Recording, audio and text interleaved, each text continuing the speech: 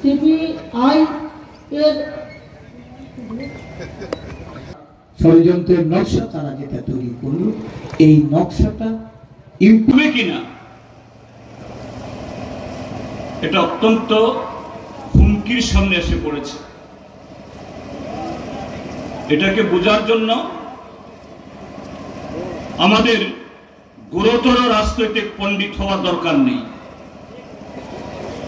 স্বাভাবিক দেশের 140 কোটি মানুষ, খেটে খাওয়া মানুষ, বেশিরভাগ মানুষকেই দৈনন্দিন সংসারের তার ঘানি টানতে টানতে তার রাজনীতি নিয়ে এরকম ভাবে চিন্তা ভাবনা করার অবকাশ কজনের বা থাকে।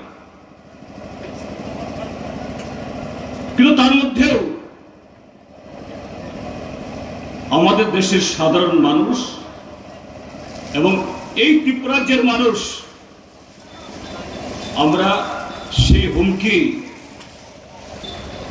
সেই ষড়যন্ত্র, আগামী দিনের জন্য সেই চোখ রাঙানি আমরা গত 6 বছর ধরে ত্রিপুরাজ্যের মধ্যে আমরা প্রত্যক্ষ করে চলেছি। বন্ধুরা, আপনারা যারা এই কালাছড়া, বাগপাশা বা অন্যান্য এলাকার মানুষ, গত 6 বছর আমাদের অভিজ্ঞতা কি বলে? আমাদের দেশে এই জাতীয় নির্বাচন শুরু হয়েছে সে 1952 ইংরেজিতে, এবং অতীতে ভারতীয় জনতা পার্টি আসার আগে আরো 16টা নির্বাচন হয়েছে। ত্রিপুরা বিধানসভাও 1972 ইংরেজিতে পূর্ণ রাজ্য হওয়ার পর এবার 13দশ বিধানসভা আমরা গঠন করেছি।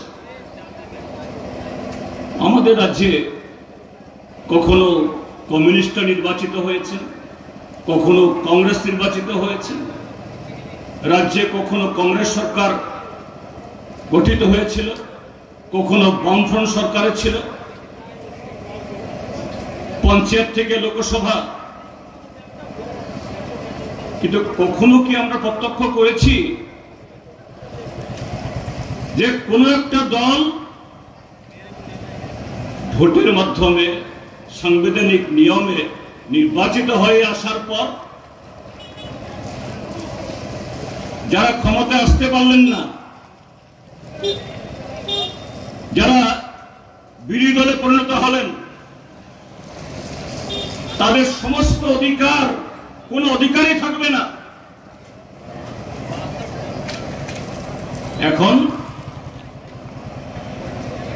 নির্বাচন কমিশন এই নির্বাচন চলাকালীন সময়তে একটা আদর্শ আচরণবিধি, মডেল কোড অফ কন্ডাক্ট চালু আছে বলেই একটু শান্তিপূর্ণভাবে